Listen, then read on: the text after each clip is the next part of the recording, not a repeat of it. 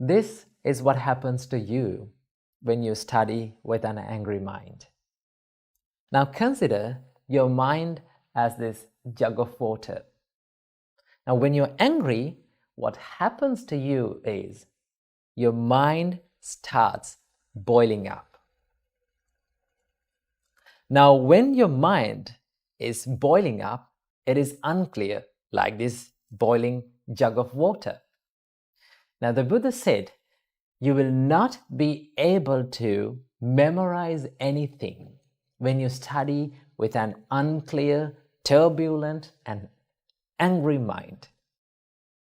So what we can do is, we can simply switch it off and let this water cools down. Same goes with our mind. What we can do is, simply we can cut off the things that made us angry. We can spread our loving kindness, we can practice the patience, we can practice the compassion towards ourselves and to the others. Then your mind will be cooled down. And also, there's another thing that we can do is, we can simply take this water out of the place where we became angry. We can just go for a walk, we can be with nature, and also most importantly, we can do a little bit of mindful meditation. So when you do these things, your mind stays away from the things that made you angry. So if you're a student, try to maintain a kind and a compassionate mind whenever you are studying. Do some meditation, be mindful. Always remember, your anger is not going to help you in anything in your life. Namo Buddhaya. Namo Buddhaya. Welcome to another episode. In today's episode, I'm going to be sharing with you some thoughts of the Buddha about praise and blame. Now, when we think about our life, when people criticize us, when people blame us, what is our normal reaction? We feel angry about ourselves in the first place. And we tend to hate that person, of course. And also we feel sad in the same time. This is our normal reaction. And in the other hand, when people praise us, what is our reaction? We feel so much happy. We tend to think like, I'm the best. Well, Buddha teaches us these things are two extremes. Becoming too much happy when people praises you is one extreme. Becoming too much sad when people criticizes you is another extreme.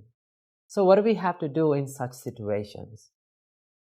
The Buddha says, you have to maintain a moderate mind in such situations. So how to do that? Well, let me tell you a nice story about how Buddha dealt with such a situation. One day, while the Buddha was walking down the street with a group of monks, two people came behind the Buddha and they started talking each other. One was praising the Buddha. One was saying so much good qualities and good things about the Buddha, and the other person started blaming the Buddha.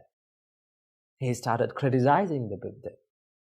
But in that case, in that instance, Buddha didn't react to such things. What he did was, he kept walking. He went his journey.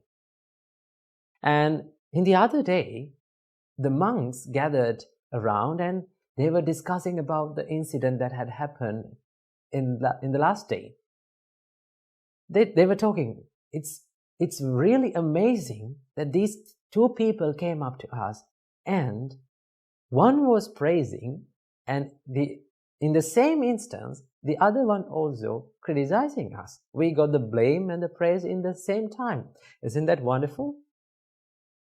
Then while these monks was talking about this, the Buddha came to that place and said, what are you talking about?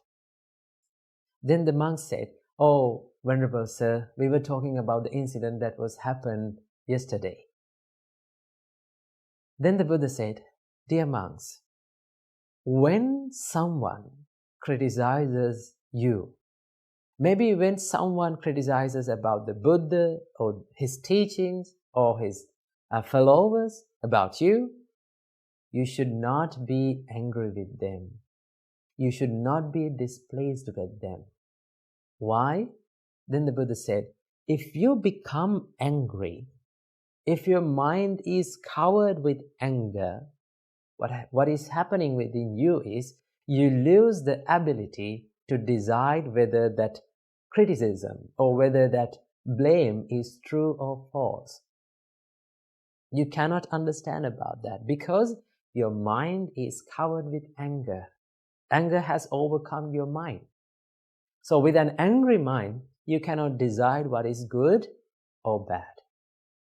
So in that case, Buddha taught us you should not be angry. And you should wisely reflect about what he or she is telling us. Whether that bad quality or whether that criticism, whether that fault is within us or not. You have to think like that. Right? If that fault or if that mistake is within you, then what do you have to do? You have to correct it. Make it correct. Develop your life. So that is one thing that you have to do. And if there is no such thing, or if that person is falsely accusing you, if there is no such mistake inside your mind, inside your life, and still that person is criticizing you, what do you have to do? Just let that go. Don't care about that because it is not in your life. You should not be angry.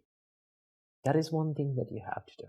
When you practice in a such way, what happens to you is you maintain a moderate mind. You're not going to an extreme. You're not becoming too much angry. You're not feeling too much sad about yourself. That is one thing that we can do. And in the other hand, when people praises us, we become too much happy. The Buddha said, no, you should not be too much happy about that. The Buddha said, when someone praises you, when someone says good things about you, what do you have to do? Don't be too much happy, because when you become too much happy, it also acts as a hindrance to your mind. When you become overjoyed, you lose your ability to realize or find what is good or what is bad, whether that good thing is within my mind or not. You have to wisely reflect about your life. Is that good thing, is that good quality is within my mind or within my life? Am I doing that good thing or not? If you're doing that good thing, you don't want to be too much happy because it is already inside your life. You're doing that, right? So in that way, you're not becoming too much happy about the things, right? So these are the two extremes. When we bring our mind to the moderate way, not becoming too much happy, not becoming too much sad, then you can maintain a peaceful mind. Then you will not think about anyone or think about yourself that I am the best in the world. Because when people praises you, you think like, okay, I'm the best in here, right? That is not being humble. That is something like a swollen-headed person do, right? And the other hand, when people criticizes us, what you have to do, we should not be too much sad, right? If it is wrong, if the fault is within us, we have to correct it. And if the fault is not within us, just ignore it. That is what you have to do. So these are the thoughts of the Buddha about praise and blame. So practice this moderate mind whenever you are facing the praise and the blame in your life. Namo Buddhaya. Namo Buddhaya. Welcome and welcome back to another video. Today, I want to talk about something really important for all of our lives, especially in these days. And that is the things that we should not speak with others, according to Buddha's teachings. Now, at first, you might be thinking, well, I'm not a Buddhist, so why should I care about these things? Here's the thing. These principles can be applied to anyone's life, regardless of their religion or belief system.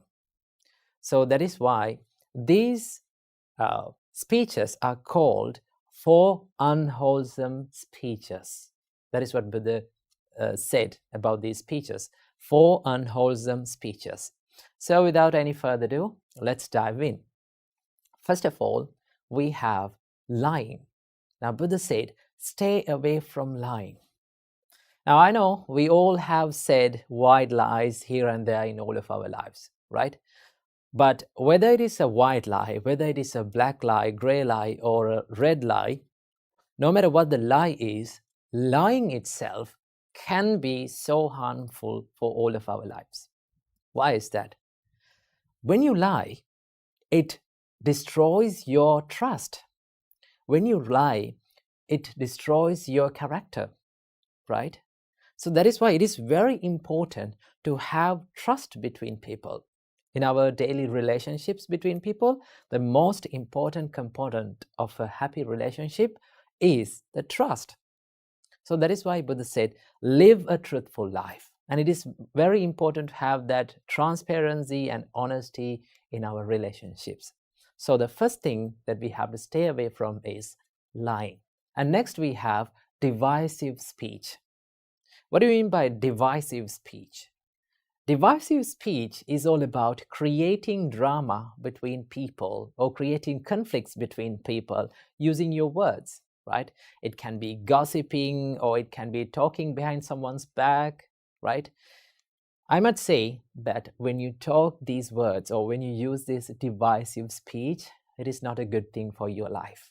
And also it is not a good thing for other people's relationships. So Buddha said, do not use this divisive speech. Do not break the relationships between people using your words. Most of the time, we use the divisive speech out of jealousy or out of anger. So that is why it's very important to stay away from divisive speech. And the third one is, Buddha said, stay away from harsh speech. Now, when someone is calling you or when someone is treating you with rude words, how do you feel? Now, we all have been in this receiving end of such speeches, no? How did you feel? We felt sad. We felt depressed. We felt down about ourselves. So that is why Buddha said, do not use your words to put someone down, right? Do not use your words out of anger. This is all about criticizing and name calling and putting someone else down with your words, right? So Buddha said, stay away from harsh speech. And finally, Buddha said, stay away from idle chatter. What do you mean by idle chatter? Idle chatter is all about speaking meaningless or useless things, right?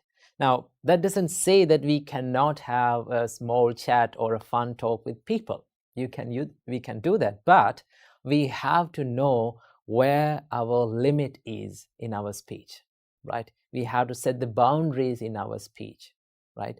We have to know where our speech become unproductive, right?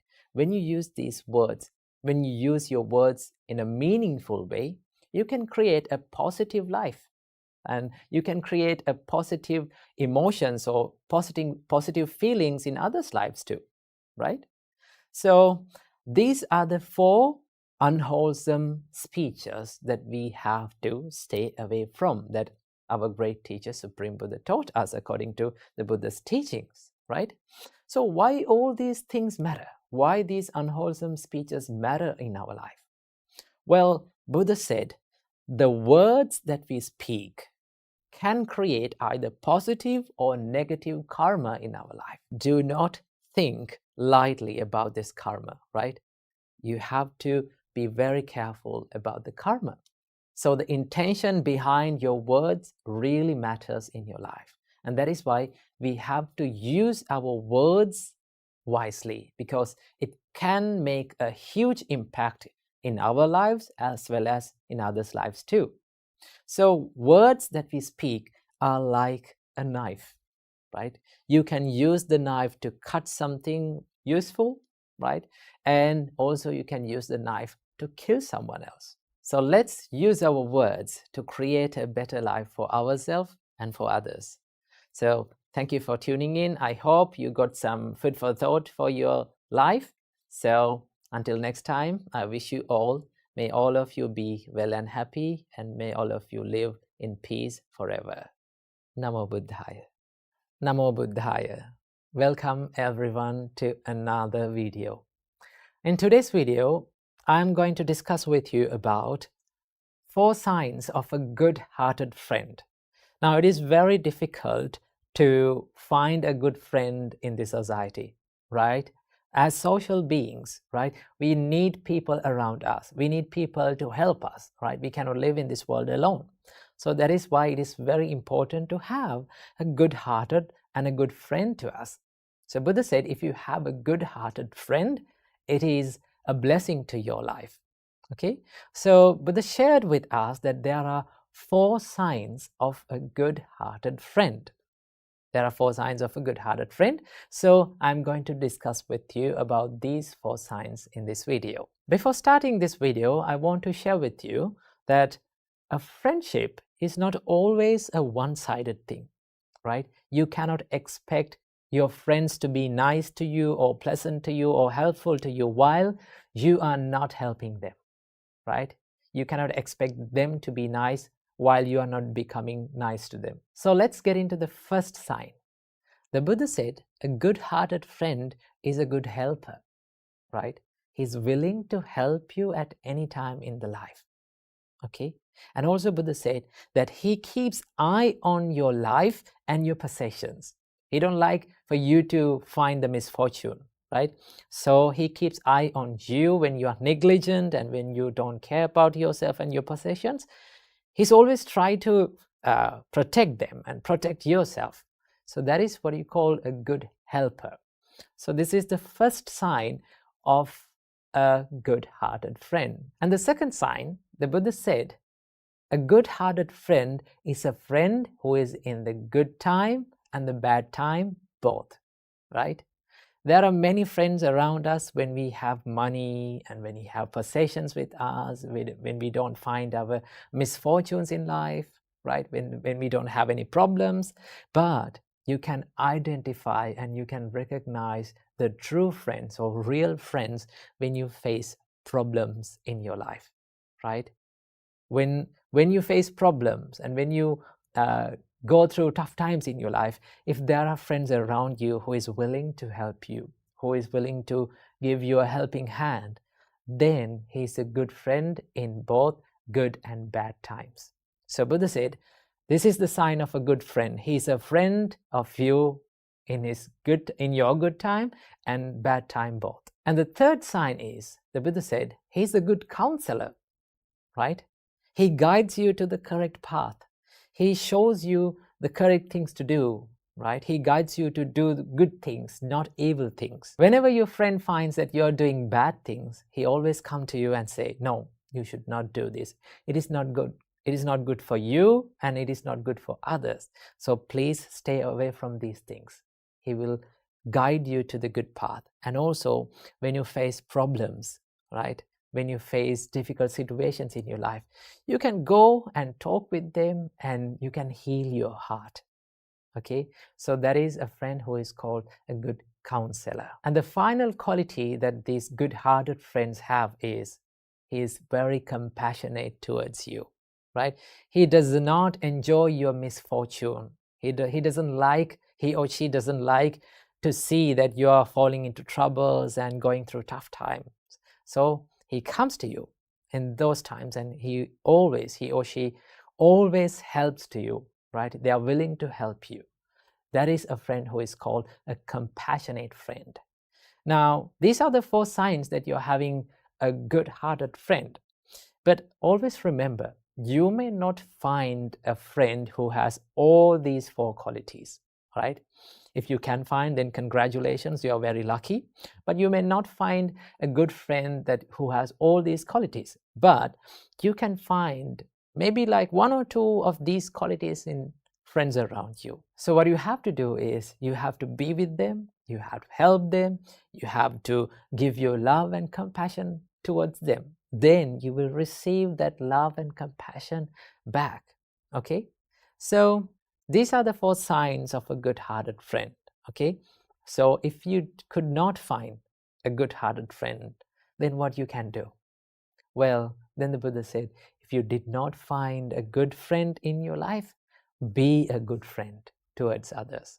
Be a good friend to other people. Then, according to the law of this world, you will receive good things back.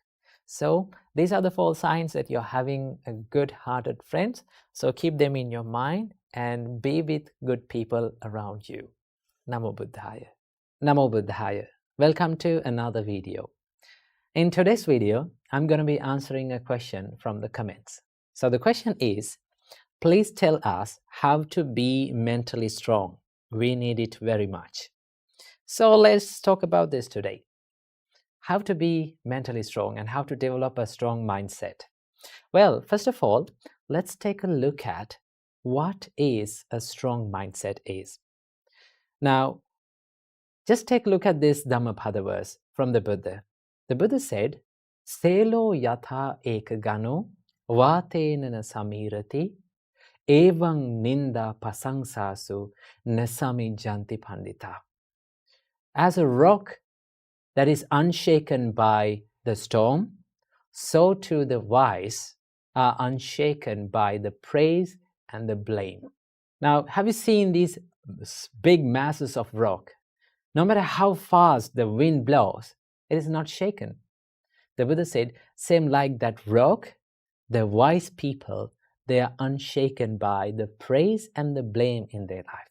And that is a strong mindset. So in this video, I'm going to be sharing with you a few tips that you can practice to build up a strong mindset. Tip number 1 is to maintain a stable mindset in ups and downs in life, right? You know, life is like an ocean. Sometimes ocean is calm and quiet and peaceful, and sometimes it is stormy, right? We face ups and downs in life. The Buddha said these are called 8 worldly conditions, attaloka dhamma. That means praise and blame, gain and loss, fame and disgrace, and pleasure and pain. These are the 8 worldly conditions that we face in our life. Remember these things. So Buddha said, accept these ups and downs in life. Whenever people criticize you, whenever people blame you, whenever you go through tough times in your life, if you can be mindful about your mind and your emotions and your feelings and not to chase after these emotions and feelings, then you can be more stable in these situations. You can maintain a good emotional balance in these situations. So it is very important to be mindful and to practice the self-awareness in these situations. And also remember, you will not be able to always get the sweet comments and sweet opinions and sweet experiences in your life. Life will give tough times to you. Life will throw lemons at you. So you have to maintain a stable mindset whenever you go through these situations by practicing the mindfulness and the self-awareness. Remember that. Tip number 2 is to build the resilience inside the mind. You know, the resilience means the ability to stand up and bounce back when you go through the adversities and when you go through the challenging situations in your life.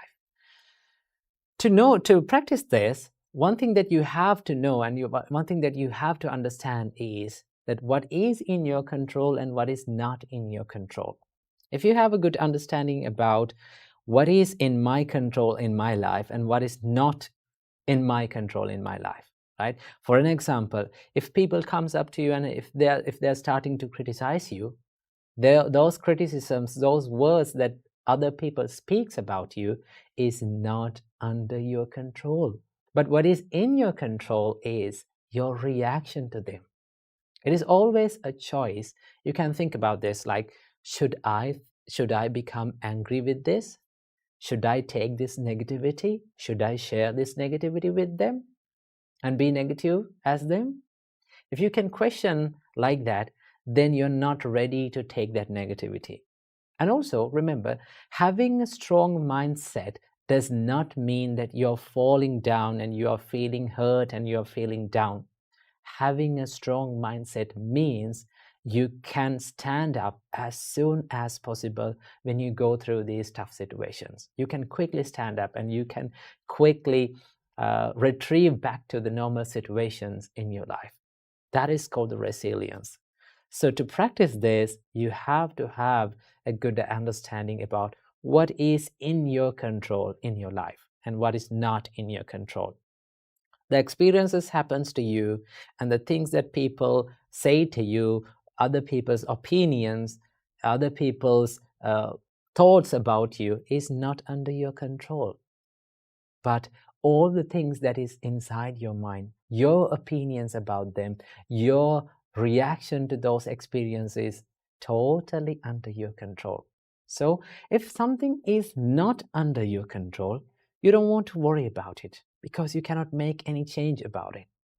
But if something is under your control, definitely you can make a change about it. You can change your choice, but not others. So remember that. And also you have to cultivate a problem-solving mindset. If you're easily panicked by the problems, or if you're easily triggered by the problems, then it is not easy to solve the problems, right? But if you can maintain a calm and a peaceful mindset, even when you go through the problems or tough situations in your life, then it is very easy to go into the roots and solve the problems. Sometimes we take the problems as ourselves. Like we think, we are the anger. I am this problem. Why is this happening to me? Right? Remember, everything that happens to you will be impermanent. It is not a permanent thing, right? It will be changed one day. So what do you have to do?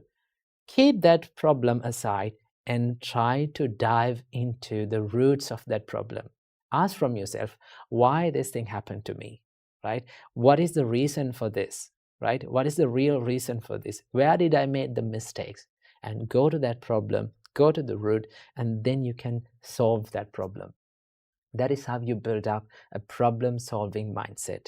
And finally, tip number 3, last but not least, you have to practice a mindset of self-love and self-compassion. Remember, if you're loving yourself, if you truly love yourself, you're not going to take other people's negativity with you, right? You're not ready to take other people's negativity with you. Whatever the thing that comes up to you, whatever the person comes up to you and like bring their negativity with you, you say, well, I'm not going to take this negativity with me. I want to be peaceful. I want to love myself. I truly love myself. Therefore, I'm not ready to take your negativity. I'm not sharing this negativity with you. That is called self-love and self-compassion, right? To practice this, you can add up a simple practice that you can do it daily, right? When you get up early in the morning, just sit on your bed and think, no matter what happens during the day, I am going to love myself. I'm not going to take any negativity from this world, right? I'm going to empty my bin and I'm going to take a new bin to this world, right? Do you know if you've kept all the bad things and trash in your bin for a long time, what will happen? If you're in your trash bin, it will start to smell, no? But if you remove every single day all the trash in your bin and make it make it a clean place, then it's very easy to live. It's very easy to be peaceful within. So practice the self-compassion and self-love to build a strong mindset. Some people think that the people who are easily lose their temper, some people think that people who show their toughness and rudeness, they have this strong mindset. But no, anger and showing this negativity is not a sign of strength. It's a sign of weakness, right? If you are easily triggered by people, if you're easily triggered by the people's reactions, then it's not a strong mindset. The strong mindset is the mindset that is not disturbed by the ups and downs in your life. So practice these simple steps, right? Build a stable mindset, make your mind a resilient one, and finally, love yourself more than any other person in this world. When you practice these steps, you can build up a mindset that is unshaken by the ups and downs in your life. So I wish you all, may all of you find the happiness in your life. Namo Buddhaya. Namo Buddhaya. Welcome to today's video. Today, this special video is entirely dedicated to those who are studying. Now, one of the most frequent questions that I get asked in the comment section is, Bhante, I'm studying and my mind is distracting all the time, and how to focus on studying? Well, today, let's discuss about this distracting mind. Okay, and also I'm going to share with you a few tips where you can practice in while you're studying to help to focus your mind on studying. So without any further ado, let's get into these tips. Now, while you're studying, have you ever found yourself daydreaming? Right? Sometimes we sit down to study and we just turn our book on and we start to study, and after a few minutes, what happens to us? We just get distracted, right? We just start daydreaming. Trust me, when I was studying, when I was at home, before I became a monk, when I was studying, I used to daydream a lot, okay? I used to get distracted a lot. So it is very difficult. I know it is very difficult, and it's very hard to focus our mind to studies because we live in a world where there are many distractions. So what we can do about this distracting mind, and how can we focus on our mind on our studies? Well, there are certain things that you can do, and one of them is, the first thing that I want to share with you today is that I would like you to write down what you become distracted. Okay, this is something that you get heard rarely. Okay, so let's say like this: you're studying, okay, and you turn over the book and you started studying, and sometimes the same thing happened. What is that? Daydreaming. Okay, it's okay, let it happen. Okay, once you know, and once you identify that you are daydreaming, and once you found yourself that you are daydreaming, what do you have to do? I want you to take a pen or a pencil and take a blank paper and write down that thought that you became distracted. For an example, while you're studying, sometimes we used to think about foods a lot. Okay, so what do you have to do? Write it down. I got distracted about thinking about biryani. Okay, something like that. Or sometimes we become distracted thinking about the past experiences, the things that happened in the past. Okay, so what do you have to do? Write it down, jot it down on a paper. Now, why should we do this? Because most of the time, we are not aware of what we are thinking. When we become distracted and when we daydream, we don't know what is going in our mind. We don't know what we are thinking. We just jump into that stream of thoughts and we just flow down. So what do you have to do? When you write that thought in a piece of paper, right? It's like you're identifying that thought, right? You code that thought and you identified, okay, this is what makes me distracted. This is what makes me unfocused on studies.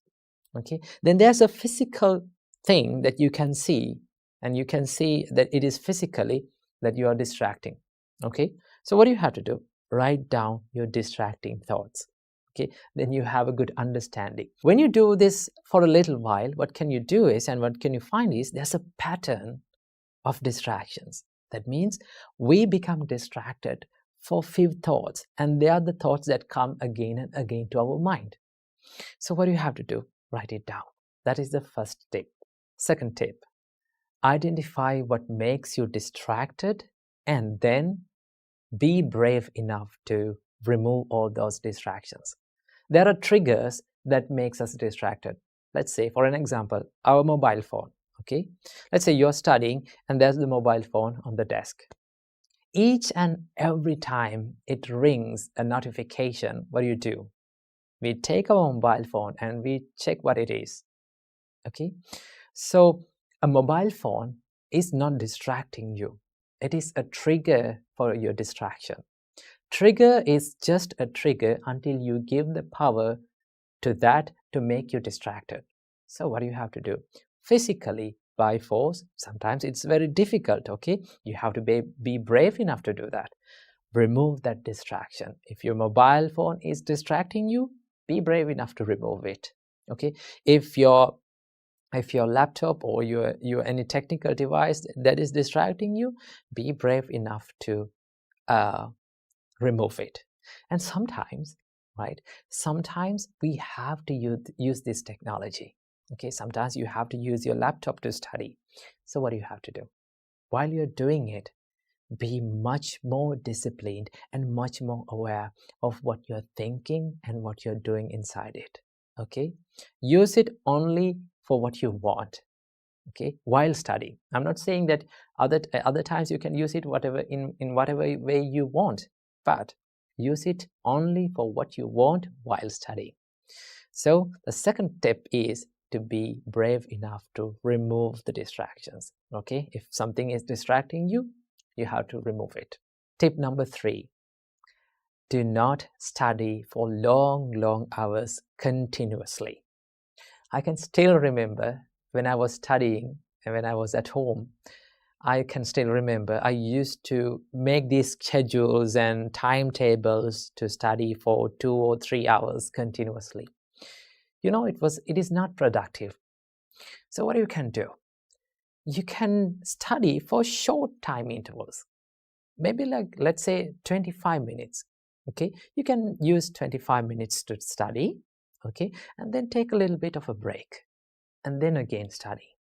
And while you're studying, what you have to do, you have to jot down and you have to write down all those distracting thoughts.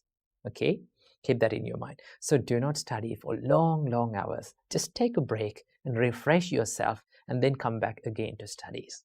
That is another thing that you can do. And here comes the final tip, the tip number 4. It is the most important thing and the most awesome thing is to practice a little bit of meditation before every study session.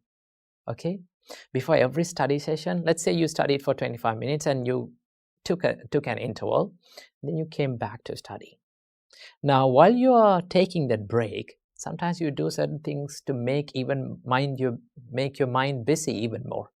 So what we have to do, we have to just settle down and make our mind to focus. To do that, we can use a little bit of meditation before every study session. Just sit down on your chair and just close your eyes. And the easiest thing that you can do is to watch this flow of breath, in breath and out breath. When you practice this calming meditations like breathing meditation, that is one of the easiest meditations that you can do. When you focus your mind on this in-breath and out-breath, it helps you to become calm and settle down. Then your mind will get ready to study.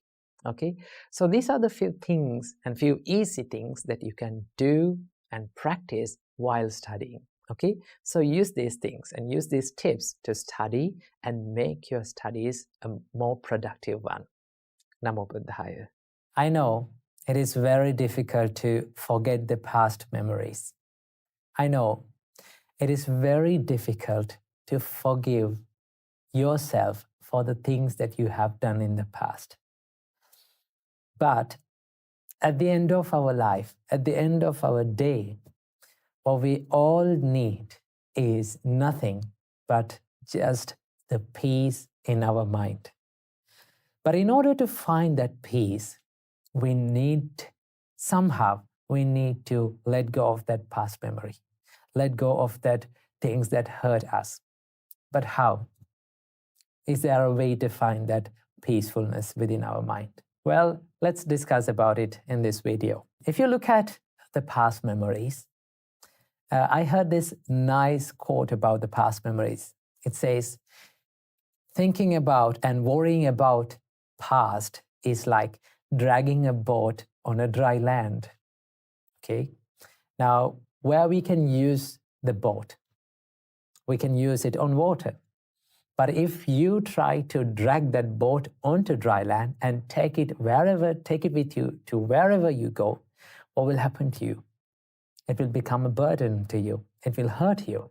It is so heavy. And there is no use in the same place, right? You cannot use the boat on the dry land. Okay? Holding on to past memories is also like that, right? There's no use of it, right? We're not letting that past memory to be in the correct place. We're taking it to wherever we go and every place that we go, and it will keep hurting us. So what we can do to forgive ourselves and let go of that past memory? Well, there are certain things that you can do. One of the most important things that you have to realize in this world is that not everything in this world is totally under our control. There are people around you, okay? There are things around you. There are certain things that is happening around you, but not everything, not every one of them is totally under your control, okay? We have to deal with it, but it is not out, it is out of our control. How people treat you, you cannot do anything about it. How people think about you, you have no control over it. How people talk to you, how people behave in front of you, the things that is happening in this environment, in the nature, there are things that is out of our control, okay?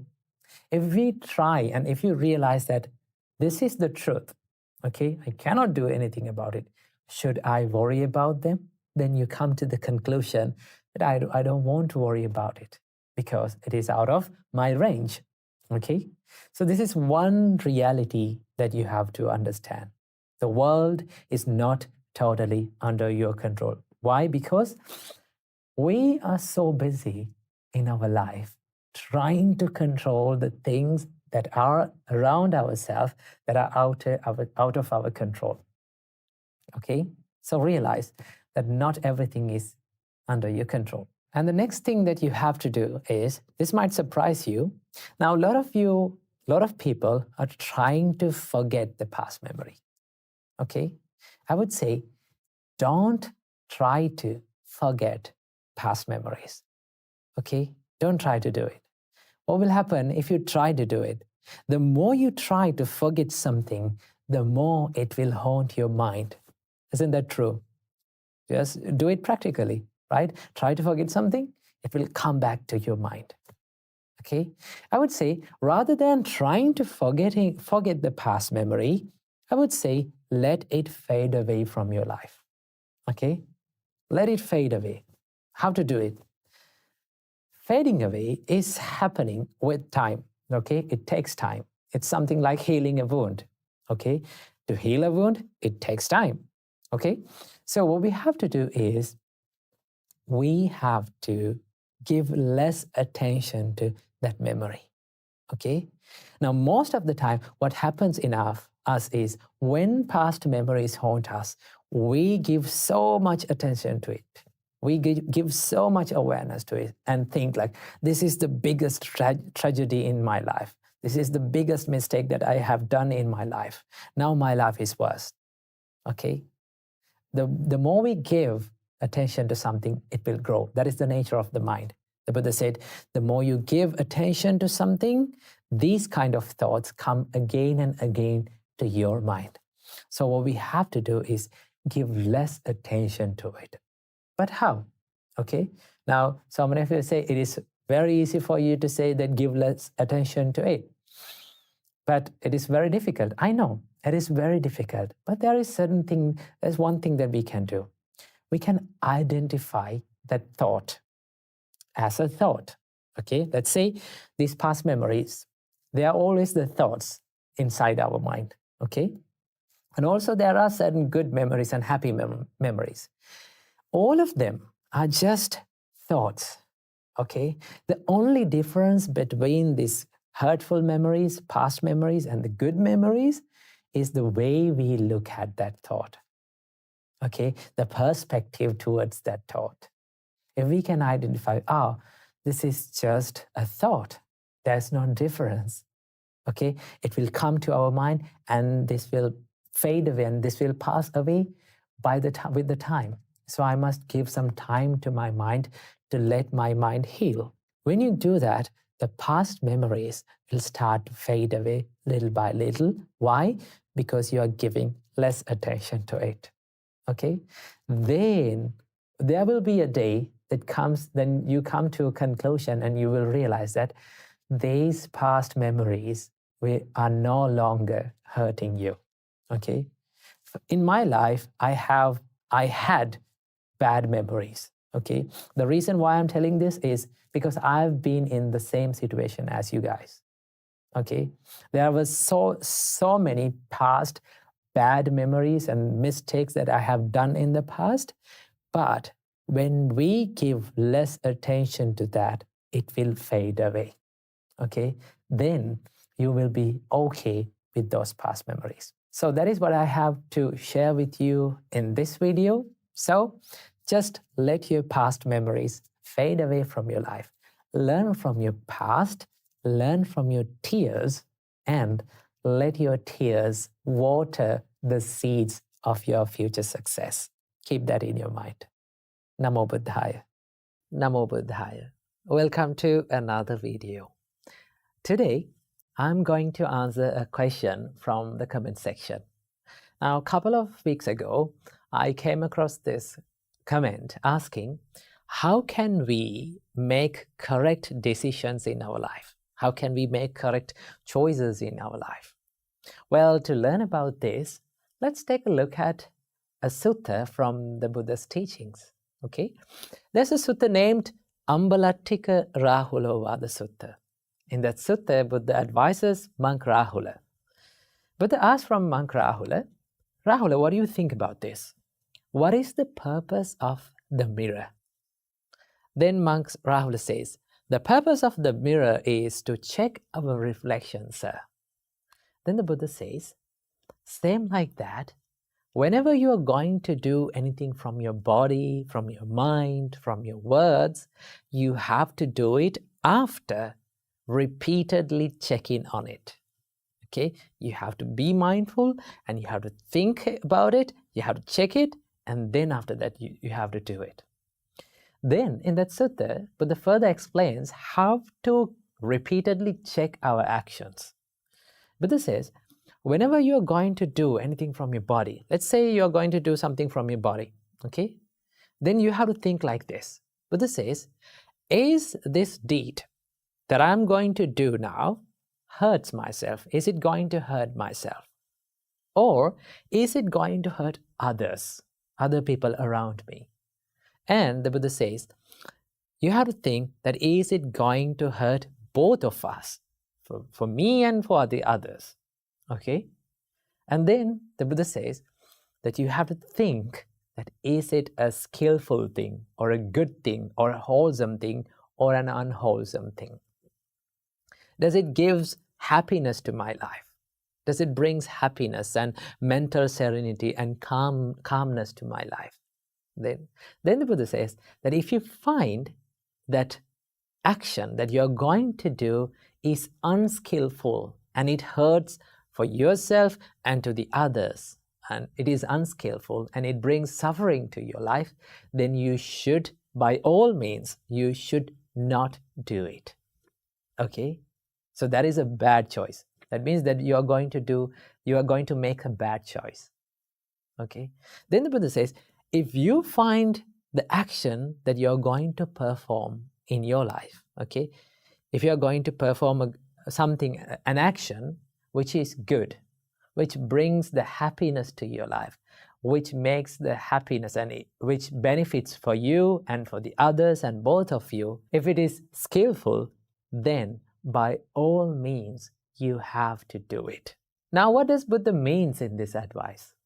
Buddha says that means you have to, before you are going to do anything from your body, from your mind, from your words, you have to be mindful.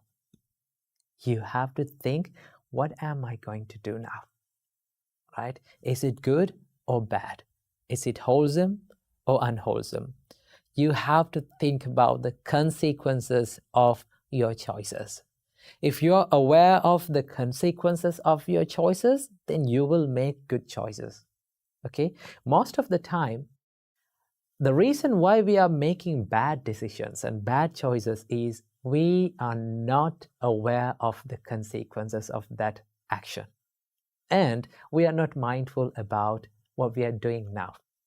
So, in your life, before taking any decision, just pause, take a rest, and pause and think, hey, what I'm going to do now, is it beneficial for myself? And is it beneficial for others? Okay? And does it hurt myself? Does it hurt others? Okay? When you think about that, you can make correct decisions. Okay? And you have to be brave enough to choose the harder path, difficult path, because making correct decisions and doing good things is not an easy task. It is always difficult. Although it is difficult, if you practice it, if you constantly do it, no matter what happens, you can bring the happiness to your life. So the best thing to do to make correct decision is to pause first, okay, and think about it, repeatedly check on it, and be mindful and consider whether it is going to be beneficial for my life or to the others, and then make correct decisions. That is how we make good choices and correct decisions in our life. So that is what I have to share in this video. So I wish you all, may all of you be happy and safe forever. Namo Buddhaya. Namo Buddhaya. Welcome to another video. Today, I'm going to introduce you to this basic and simple Buddhist practice. And this practice is known as Sila. Now, the word Sila is a Pali word that we can translate it to English as ethical conduct or virtue. Now, in Buddhism, the Buddha's teachings are always directed to the liberation of mind, or it is the ultimate goal of Buddhism, the liberation of mind from all the sufferings. To achieve this state, Buddha taught us that you should practice 3 practices. First one is Sila, which we are going to discuss today. It is called the ethical conduct. Second one is Samadhi. Samadhi means concentration. And the third one is Panya, or it is known as wisdom in Buddhism. So Sila plays a crucial role in Buddhism and Buddhist practice. So what do you mean by ethical conduct? Ethical conduct helps you to be disciplined from your body and from your words. Okay?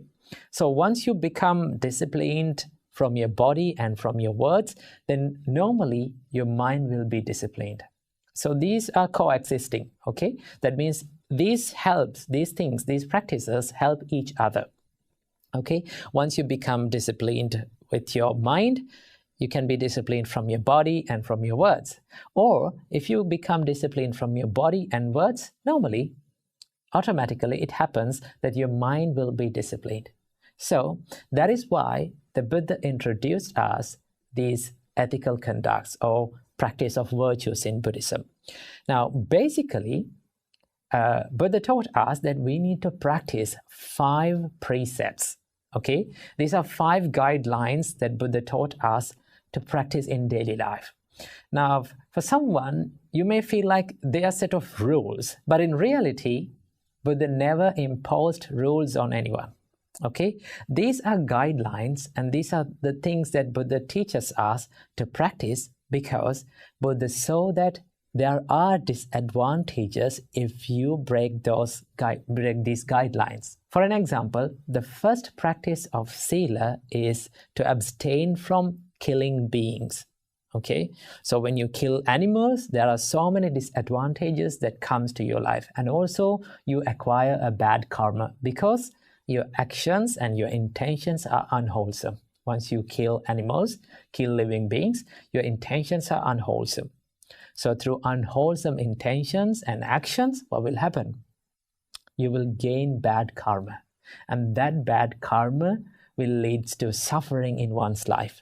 And that is why Buddha said there are disadvantages and there are bad consequences when you do these things. Okay, when you kill animals, when you steal, there are disadvantages that comes to your life. So as beings that who likes to be happy in your life, okay, in your personal life, if you like happiness, then stay away from these bad deeds or unwholesome deeds. So abstaining from these unwholesome deeds is known as precepts in Buddhism, or sila, or virtue in Buddhism. Okay, so there are mainly 5 precepts that we all need to practice. The first one is abstaining from killing beings, staying away from harming anyone's life. Okay, first one. The second practice is abstaining from stealing, abstaining from taking anyone's possessions without permission, okay, without asking. That is an unwholesome deed, and that has many bad consequences. Okay, people have to suffer if they do that. Second one is, Buddha said, abstain or stay away from sexual misconduct. Okay, because when you engage in sexual misconduct, that leads to many bad consequences in your relationships. Okay, so Buddha said, stay away from sexual misconduct. Third one is abstain from or stay away from lying. Okay, when you lie, you break the trust of people. Once you break the trust, there are many problems in your life. Okay, there will be many problems in your life. So Buddha said that stay away from lying.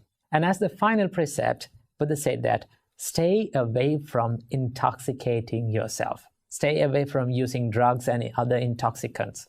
Okay, because that leads to a lot of sufferings in your life. So these are the main and basic Buddhist practice, or sila, or precepts, that all the Buddhists practice in all around the world. Okay, so basically these precepts or these virtues helps you to develop a better life and a happy life without regrets. Once monk Ananda asked from the Buddha, what is the purpose of practicing ethical conduct? Then the Buddha said, you should practice ethical conduct to stay away from regret and remorse in your life. Now, if you look at these things, if you look at these 5 precepts, killing, abstaining from stealing, abstaining from sexual misconduct, abstaining from telling lies, abstaining from using intoxicants, if you do these things, what will happen? At the end of this deed, there will be nothing but the regret. Okay, you end up regretting yourself, like, why did I do that? Okay, so Buddha said that that is one of the major harms to your life, to your spiritual life, for someone who is engaged and for someone who is seeking the peacefulness in your life. So Buddha said, practice a virtuous life and a clean and a pure life to be happy inside. Once you know that you are happy and you are clean and pure in your mind, in your character, then it will give you a big happiness to your life. So that is why we need to practice these virtues. Okay, that is the purpose of sila. So understand this simple Buddhist practice and try to practice these precepts in your life. Namo Buddhaya. Namo Buddhaya. Have you seen those people who are walking on slack lines or cables? They do these amazing stunts on these cables. Now, you may think that it is an easy task to do. No, it is the most difficult thing to be balanced on that cable. It is very easy to fall into either sides. Same goes with our life. It's the most difficult thing for us to be balanced, to balance our inner self and the outer self, right?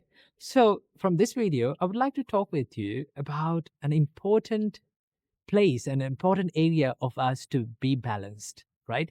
This is the area of we helping others.